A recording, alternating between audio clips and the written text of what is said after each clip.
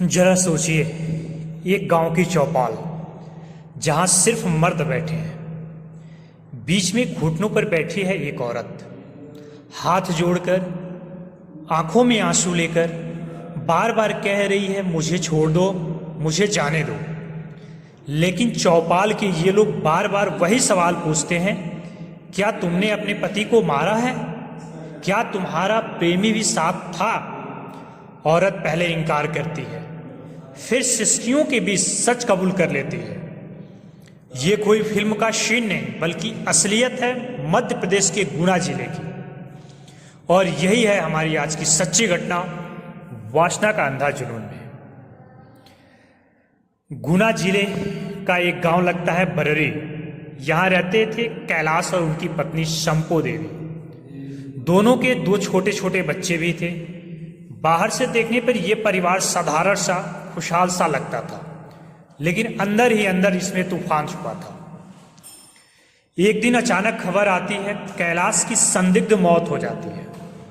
गांव वाले इकट्ठा होते हैं। कोई कहता है पोस्टमार्टम होना चाहिए, लेकिन पत्नी रोने धोने लगती है। नहीं नहीं, मेरे पति को मत काटो, वो बीमार थे, मैंने दवा भी दिलाई थी, डॉक्टर भी दिखाया था।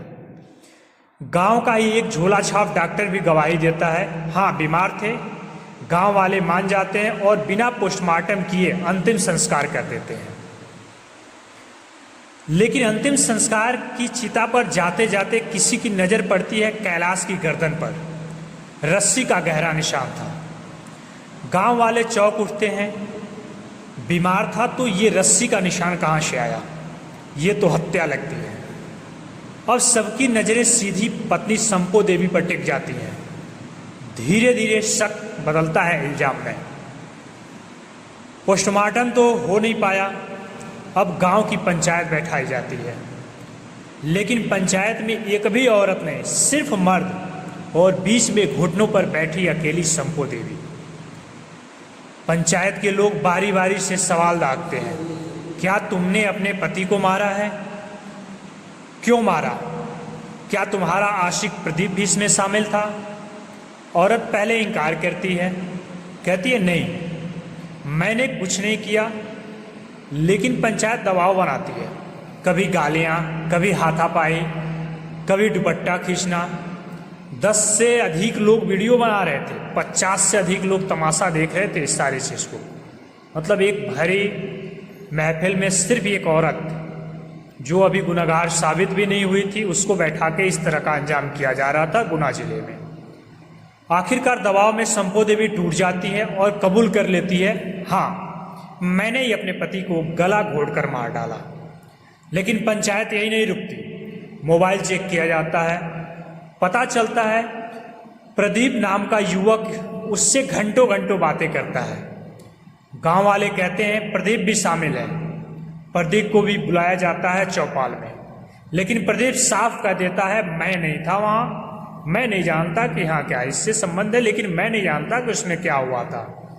फिर भी पंचायत तालिबानी अंदाज में तमाशा बनाती रहती है। उसी में किसी ने पुलिस को सूचना दे दी। गांव वाले आखिरकार शंपो देवी को पुलिस के हवाले कर देते हैं। और यहीं पर कहानी में आता है ट्विस्ट।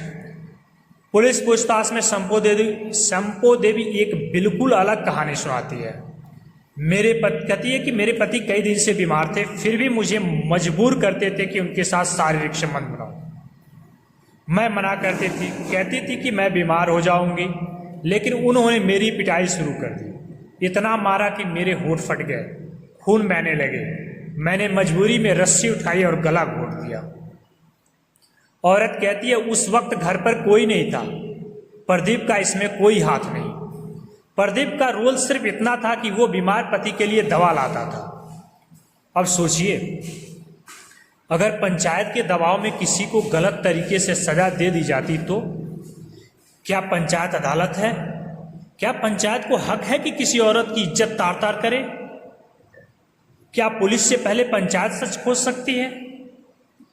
ये पंचायत नहीं थी, ये एक तालिबानी चौपाल थी, जहां इंसाफ के नाम पर अपमान हुआ, जहां कानून को दरकिनार कर भीड़ ने फैसला सुनाना चाहा। लेकिन दोस्तों, पति की हत्या का इल्जाम सही हो या गलत, लेकिन इंसाफ का हक सिर्फ कानून और अदालत को है। गांव की पंचायत अगर कानून हाथ में लेगी तो हर गांव में भीड़ तंत्र होगा, हर गली में लिचिंग होगी। इस घटना ने फिर साबित कर दिया कि वासना, गुस्सा और जुनून का अंधा,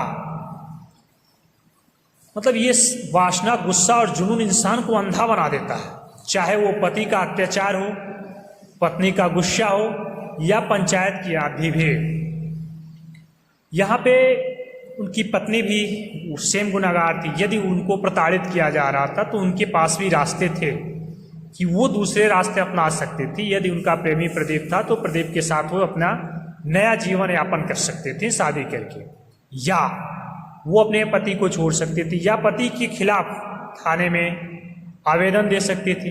लेकिन उन्होंने भी जल्दीबाजी में गलत रास्ता चुना। और उनके पति का तो क्या कहना, जब वो है ही नहीं तो ये होता है। और कहीं ना कहीं इसमें पुरुष प्रधान जितने वहाँ पे पुरुष थे, जो यातना दी गई महिला को जिस प्रकार से की गई, जहाँ पे कोई भी महिला उसके साथ नहीं थी, और 50 से 60 लोगों की पंचायत, उस पंचायत को निरस्त करने के लिए भी कानून को आगे आना चाहिए। और उसमें जितने लोग शामिल हैं सबको पकड़ के, एक एक लोग को पकड़ के पूछताछ करे कि आगे से उनको भी डर बन जाए कि किसी भी भीड़ लगा के किसी को अपना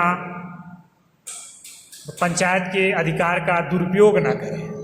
सिर्फ और सिर्फ कानून, अदालत ही इसकी फैसला करे।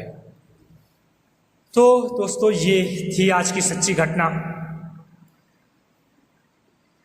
तालिबानी पंचायत और पत्नी का काला राज। आपको क्या लगता है, संपो देवी को जो उन्होंने गुनाह किया वो माफ किया जा सकता है या नहीं? क्या पंचायत का रूल सही था या गलत? अपना विचार कमेंट में जरूर बताएं। और हाँ, चैनल को लाइक करें, शेयर और सब्सक्राइब करना मत भूलिए, क्योंकि आपके माध्यम से अदर लोगों के पास जाएगा, जो लोग इस घटना से सबक लेंगे। और कुछ, मेरा जो तात्पर्य है कि कहीं ना कहीं इसको सुन के कुछ घटनाएं तो रुक जाएं, वही मेरी सफलता होगी। फिर मिलते हैं एक सच्ची घटना के साथ। जय हिंद, जय भारत।